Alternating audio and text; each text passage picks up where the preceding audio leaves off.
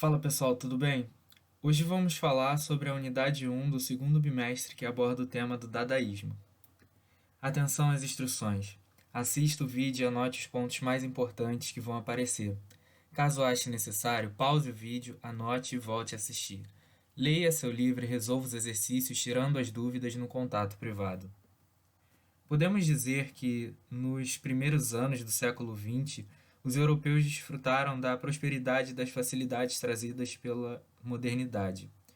Com a Primeira Guerra Mundial ocorrida em 1914, todo o horror ocasionado pelos conflitos entre as nações, surgiu o dadaísmo, movimento de reação e protesto formado durante a guerra por parte de artistas como Tristan Tzara, Marcel Duchamp, Francis Picabia e George Grosz, que sentiram intensamente os efeitos impactantes desse contexto bélico.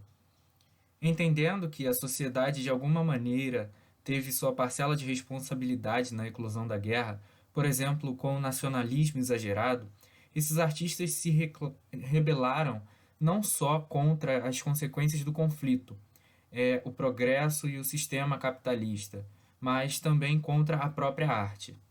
Dessa forma, eles contestaram o propósito da arte, questionando o papel de cada setor no mercado da arte: galerias, artistas, curadores, críticos, consumidores e colecionadores.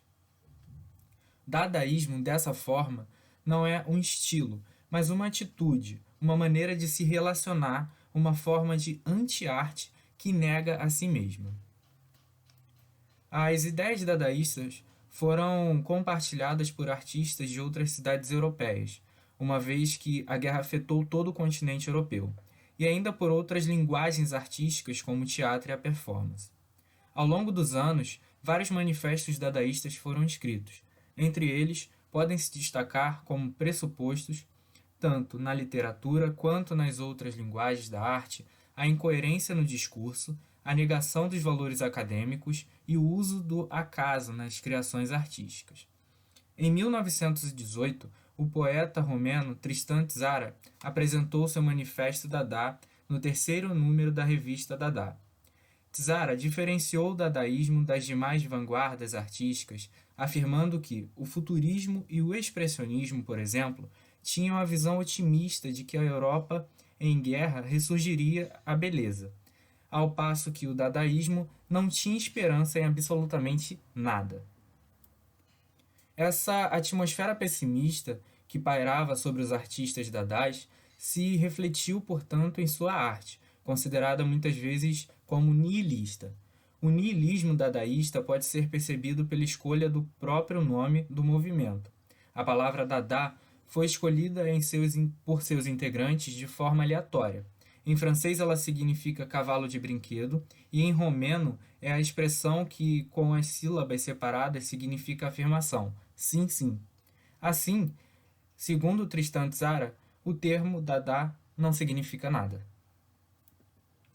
O pintor e escultor Marcel Duchamp nasceu em uma família de artistas franceses e estudou em uma academia de arte tradicional. Entrou em contato com as estéticas impressionistas, pós-impressionistas, cubista, mas foi profundamente afetado pelo contexto sócio-histórico do período e passou a radicalizar suas produções artísticas. Em 1912, apresentou ao Salão dos Independentes, o Salão de Arte Parisiense, a obra Nu Descendo as Escadas número 1, que foi rejeitada pela instituição sob justificativa de estar ridicularizando o cubismo, embora essa obra dialogue com a vertente cubista. No ano seguinte, Duchamp criou a roda de bicicleta, com a intenção de provocar as noções da escultura tradicional, levando uma inovação para a arte, a utilização de objetos comuns e industrializados, não manufaturados, como a roda de uma bicicleta e o banco. Com essa provocação, Duchamp deu início ao que viriam a ser os ready-mades, objetos do cotidiano fabricados de maneira industrial e em larga escala, que o artista passou a utilizar como objetos de arte. Foi com a obra intitulada Fonte, que 2 anos após Duchamp ter se mudado para Nova York, que o artista causou uma inquietação na sociedade e no meio artístico. Essa obra de Duchamp com o codinome R. Mutt, foi apresentada ao Salão de Nova York, que tinha como a intenção de não recusar nenhum trabalho. Porém, a proposta do artista causou tanto escândalo que, em um primeiro momento, foi recusada. Depois de muitas discussões em torno do caso, a fonte foi apresentada no salão, dividindo o público e crítica em opiniões totalmente opostas. Ao comentar a sua obra, Duchamp afirmou que a escolha foi baseada em uma reação de indiferença visual e, ao mesmo tempo, em total ausência do bom gosto ou mau gosto, aliás, uma completa anestesia. Sendo possível aqui discutir uma relação de intimidade com a vida real criada entre essas estranhas obras e o espectador. A anestesia citada por Duchamp caminha não só para o campo da crítica das produções artísticas, que se tornavam cada vez mais um padrão de beleza definido dentro de um molde, como também para o consumo excessivo de objetos e a produção em massa de produtos, que já não deixava a sociedade experimentar as diversas formas de beleza.